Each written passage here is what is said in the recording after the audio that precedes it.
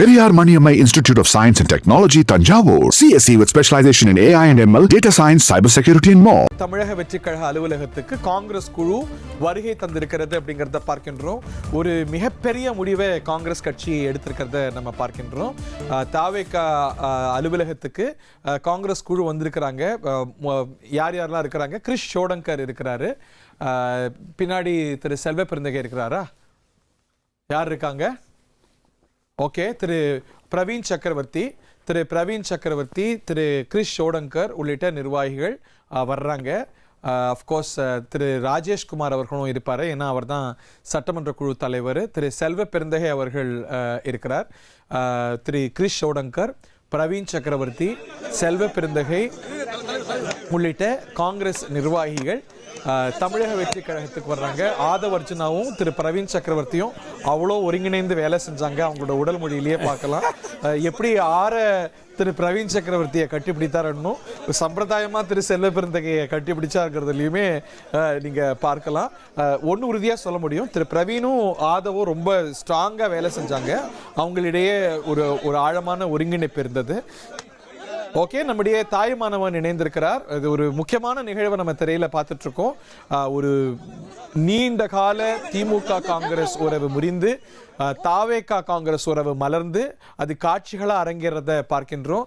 காங்கிரஸ் நிர்வாகிகளை பனையூர் அலுவலகத்துக்கு வெளியில, ஆஃபீஸுக்கு வெளியில நிர்வாகிகள்லாம், குறிப்பாக அதனது பொதுச் செயலாளர்கள் திரு என் ஆனந்த் ஆகட்டும், ஆதவ் அர்ஜுனாவாகட்டும், வெளியில் வாயிலில் வரவேற்கிறாங்க.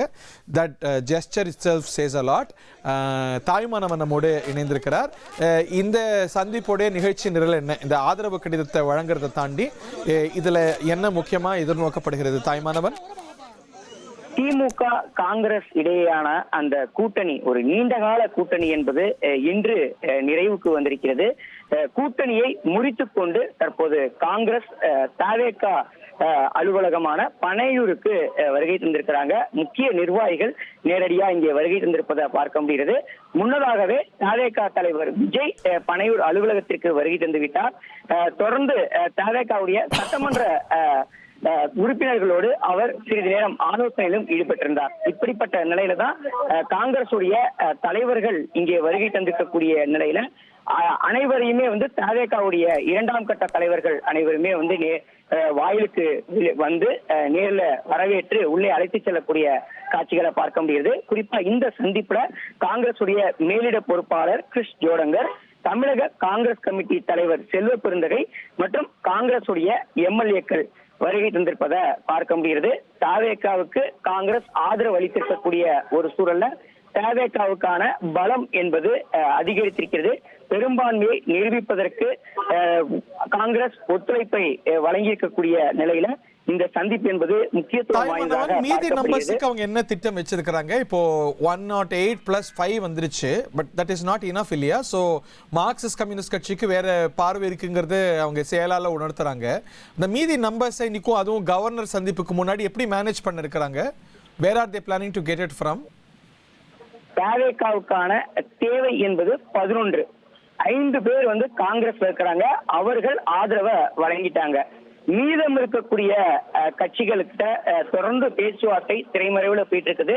பாமக தலைவர் அன்புமணி ராமதாஸ் கிட்டையும் திரைமறைவுல ஒரு பேச்சுவார்த்தை என்பது நடைபெறுவதாகவும், கம்யூனிஸ்ட் கட்சிகள்கிட்டையும் தொடர்ந்து அந்த பேச்சுவார்த்தை நடைபெற்று வருவதாகவும் தகவல்கள் இருக்கின்றன. இவை தவிர விடுதலை சிறுத்தைகள் கட்சிகளுடனும் பேச்சுவார்த்தை என்பது இருப்பதாக தகவல்கள் இருக்கின்றன.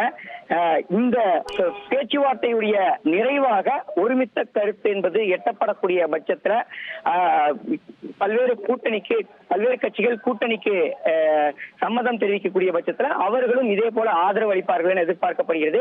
நாளை விஜய் அவர்கள் தமிழக முதலமைச்சராக பொறுப்பேற்கக்கூடிய ஒரு சூழல்ல அதற்கு முன்னதாகவே இந்த கூட்டணி கணக்குகள் எல்லாம் முடித்துக் கொண்டு கூட்டணி மந்திரி சபையில இடம்பெறாங்களான்னு கேட்கும் போது அவங்க ரொம்ப கார்டட் ரெஸ்பான்ஸ் கொடுக்கறாங்க. பட் டிவிகே சோர்சஸ்ல விசாரிக்கும் போது காங்கிரஸும் அமைச்சரவையில இணையதுன்னு தான் செய்தி வருதா?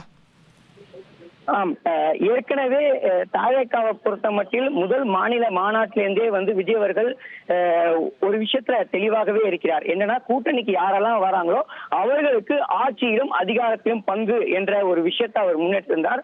அதோட வெளிப்பாடாகத்தான் நடந்து முடிந்த இந்த சட்டமன்ற தேர்தலில் பல கட்சிகளுமே வந்து ஆட்சியிலும் அதிகாரத்திலும் பங்கு வேண்டும் என்ற ஒரு விஷயத்தை முன்னிறுத்தியிருந்தாங்க.